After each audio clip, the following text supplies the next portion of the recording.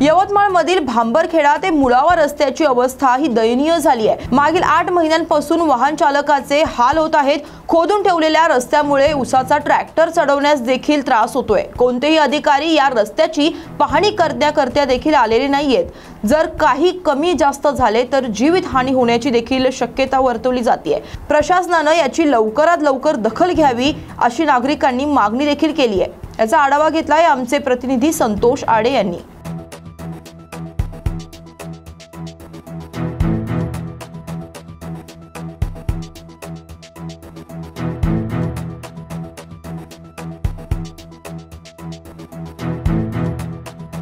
आपल्यासोबत हा रस्ता जो आहे शेंबाळ पिपरी ते उमरखेड या रस्त्याचं काम चालू आहे। भांबरखेड्यापासून मुळाव्यापर्यंत अत्यंत दुरावस्था झालेली आहे रस्त्याची आणि या रस्त्याचे कंत्राटदार ठेकेदार जे कोणी असतील 7-8 महिन्यापासून गायब झालेले आहेत आणि कुठल्याही प्रकारे कोणते अधिकारी दखलसुद्धा घेत नाहीत।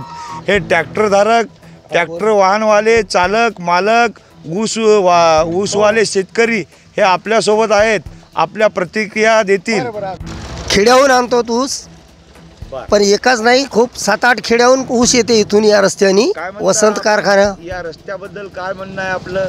अहो खूपच त्रास व्हायला या रस्त्याचा। उमरखेड ते शेमापुरी जाणारा रस्ता एवढा खराब झाला की इथं टोचन लागायलं। प्रत्येक शेतकऱ्याने इथपर्यंत यावं लागायलं त्या बिचाऱ्याला आणि इथून टोचन करून नेऊन द्यावं लागायलं। खूप दैनंदिनी अवस्था झाली या रोडची। कंट्रॅक्टर करायला तयार नाही, कोणी रोड करायला तयार नाही। तरी कृपया शासनाला हात जोडून विनंती की शेतकऱ्याची दुर्दशा खूप होत आहे, तरी हा रोड ताबडतोब करून देण्यात यावा ही विनंती। येथील नागरिकाचे असे म्हणणे आहे की या अधिकाऱ्यावर आणि या कंत्राटदारावर कार्यवाही झाली पाहिजे।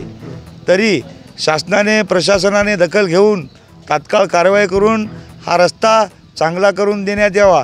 न्यूज मराठी 24/7 प्रतिनिधी संतोष आडे, पुसद, महागाव, उमरखेड।